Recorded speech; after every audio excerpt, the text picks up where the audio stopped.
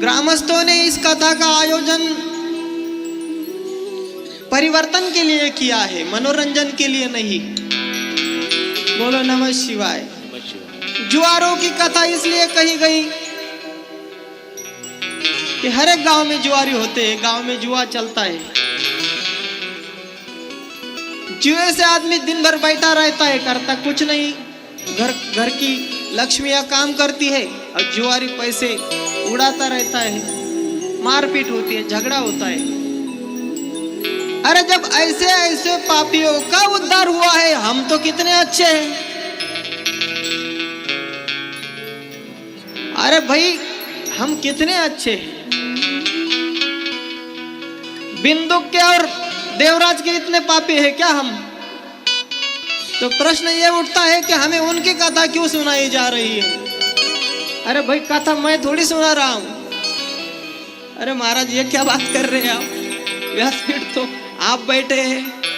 अरे भाई मैं वो कथा सुना रहा हूं जो सूत जी महाराज ने शौनक आदि 88,000 ऋषियों को व्यासपीठ पे बैठकर प्रयागराज जैसे तीर्थ में कथा कही है। आज मैंने इसीलिए ग्रंथ को खोल के रखा है, किसी को ये ना लगे कि महाराज जी अपने मन के श्लोक गाते हैं और अपने मन से कथा कह रहे हैं। तो अब से मैं कौन से नंबर के पेज पे कितने अध्याय में कौन सा श्लोक और कौन बोल रहा है ये कह के कथा करूंगा कि मुझ पे आक्षेप ना आए कि महाराज जी क्या बोल रहे हैं। पापियों की कथा शास्त्र में भागवत पुराण उठाइए, धुंधुकारी की कथा आती है। क्या करता था धुंधुकारी? ब्राह्मण देवा बैठे हैं, जाप चालू है उनका। धुंधुकारी क्या करता था? भागवत कथा सबने सुनी है। घर का धन वेश्याओं के पास लेके जाता था, वेश्याओं ने उसे जला दिया, उसके मुख में अग्नि भर के उसको जला दिया।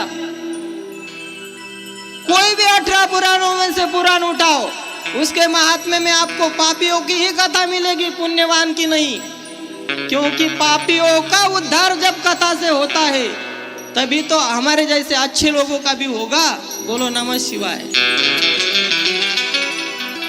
इतने बड़े पापियों का उद्धार हुआ तो हम तो इतने पापी नहीं हैं। श्रोता ये सोचे और उसको पॉजिटिव से ले, ना कि नेगेटिव से।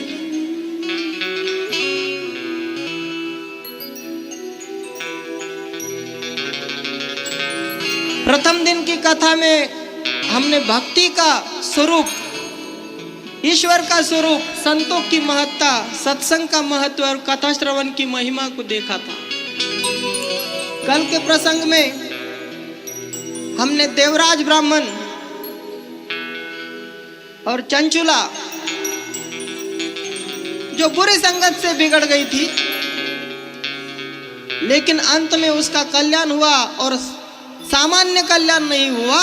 वो किसकी सखी बनी? माता पार्वती की सखी बनी। अरे यह पतितों को पावन करने वाला ग्रंथ है। बोलो शिव महापुराण की। जब इतने बड़े बड़े पतित पावन हो जाते हैं तो हम जैसे धर्म कार्य करने वाले गृहस्थ क्यों पावन नहीं होंगे?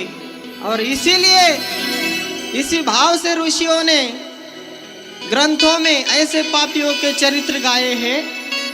तो हमें ये सीख लेनी है उन कथाओं से कि हमें चंचुला का पूर्व चरित्र नहीं आचरण में लाना है, ना बिंदुक का ना देवराज का।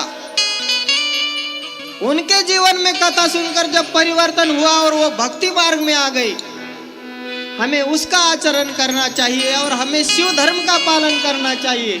हमें नित्य सुबह शिव जी के मंदिर में दर्शन लेना चाहिए, भस्म त्रिपुंड धारण करना चाहिए। सारे शिव धर्मों का पालन चंचुला ने किया, तब जाके उसका कल्याण हुआ था।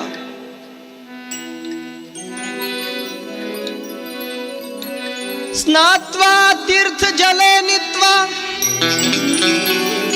जटावल्कलधारिणी भस्माद्धूलित सर्वांगी रुद्राक्षाकृत भूषणा।